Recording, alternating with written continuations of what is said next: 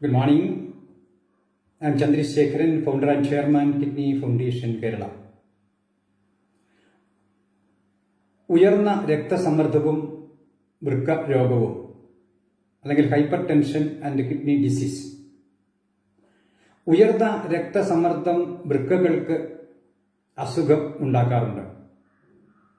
അതുപോലെ വൃക്കകൾക്കുണ്ടാകുന്ന അസുഖങ്ങൾ കാലക്രമേണ ഉയർന്ന രക്തസമ്മർദ്ദവും ഉണ്ടാക്കാറുണ്ട്.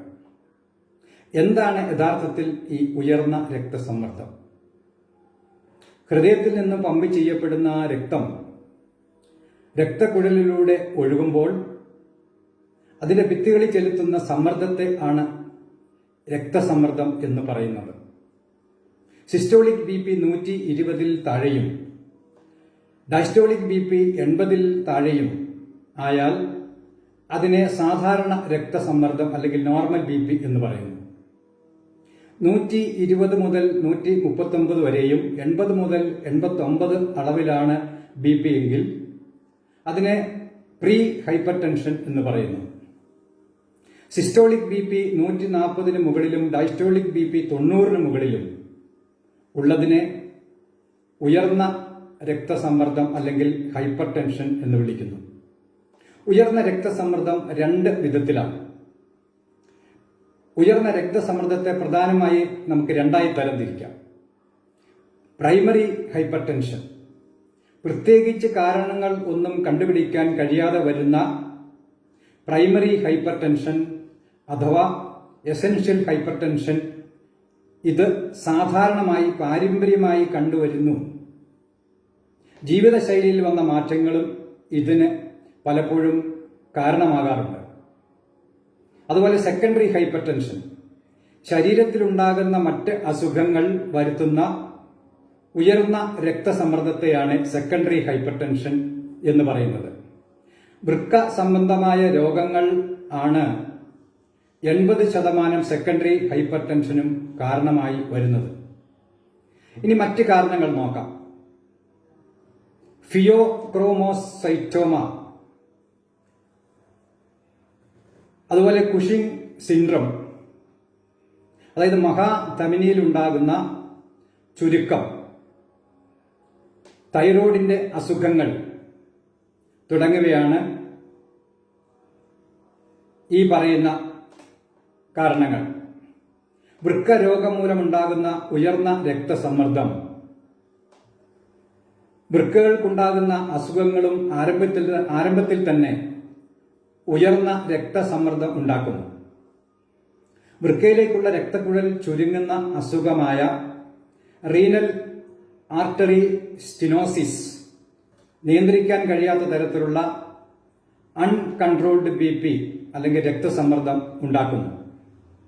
സ്ഥായിയായ വൃക്ക സ്തംഭനം അല്ലെങ്കിൽ ക്രോണിക് കിഡ്നി ഡിസീസ് ഉള്ള മിക്കവരിലും ഉയർന്ന രക്തസമ്മർദ്ദം കണ്ടുവരുന്നു.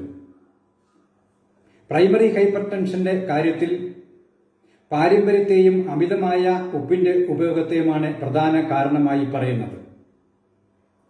എങ്കിലും അമിതമായി കഴിക്കുന്ന ഉപ്പിനെ മൂത്രത്തിലൂടെ പുറന്തള്ളാൻ വൃക്കകൾ ചില രാസവസ്തുക്കൾ പുറന്തള്ളാൻ ശ്രമിക്കുന്നു. ഇവയാണ് പ്രൈമറി ഹൈപ്പർ ടെൻഷൻ ഉണ്ടാക്കുന്നതിൽ പ്രധാന പങ്ക് വഹിക്കുന്നത്.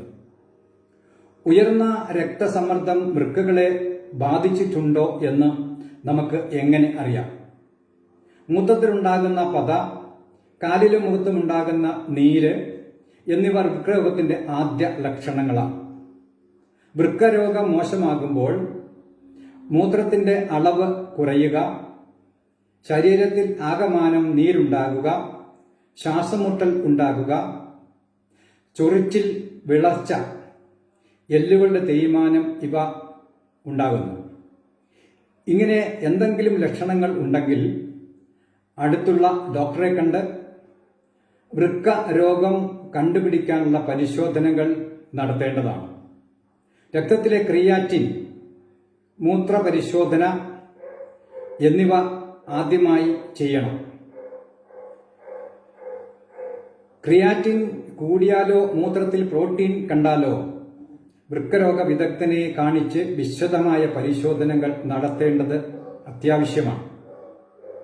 24 മണിക്കൂർ കൊണ്ട് ശേഖരിച്ച പ്രോട്ടീന്റെ അളവ് നോക്കുന്ന 24-hour യൂറിൻ പ്രോട്ടീൻ ടെസ്റ്റ്, വൃക്കകളുടെയും രക്തക്കുഴലുകളുടെയും കുറിച്ച് പഠിക്കുന്ന അൾട്രാസൗണ്ട് സ്കാൻ, ഡോപ്പർ സ്റ്റഡി തുടങ്ങിയവയും ചെയ്യാറുണ്ട്. വൃക്കകളുടെ അസുഖമാണ് ഉയർന്ന രക്തസമ്മർദ്ദത്തിന് കാരണമാകുന്നതെങ്കിൽ വൃക്കയിൽ നിന്നും കോശമെടുത്ത് പരിശോധിക്കാറുമുണ്ട്. ഉയർന്ന രക്തസമ്മർദ്ദം വൃക്കകളെ ബാധിക്കാതെ നമുക്ക് എങ്ങനെ നോക്കാം? ഉയർന്ന രക്തസമ്മർദ്ദം കണ്ടുപിടിച്ചാൽ ഉടൻ തന്നെ വൃക്കകൾക്ക് അസുഖം ഇല്ലെന്ന് ഉറപ്പുവരുത്തണം. നേരത്തെ സൂചിപ്പിച്ചതുപോലെ രക്തത്തിലെ ക്രിയാറ്റിൻ, മൂത്ര പരിശോധന എന്നിവ ചെയ്യണം. വൃക്കകളുടെ അസുഖമാണ് ഉയർന്ന രക്തസമ്മർദ്ദത്തിന് കാരണമാകുന്നതെന്ന് കണ്ടാൽ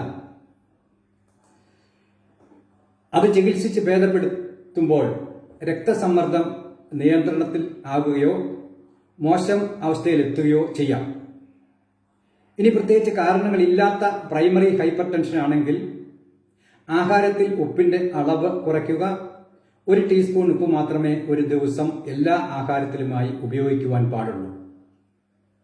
കൃത്യമായി വ്യായാമം ചെയ്യുക. ആഴ്ചയിൽ 5 ദിവസം അരമണിക്കൂറെങ്കിലും വ്യായാമം ചെയ്യുക. അമിതമായ ടെൻഷൻ ഒഴിവാക്കി മാനസിക ആരോഗ്യത്തോടെയുള്ള ജീവിതം നയിക്കാൻ ശ്രമിക്കുക.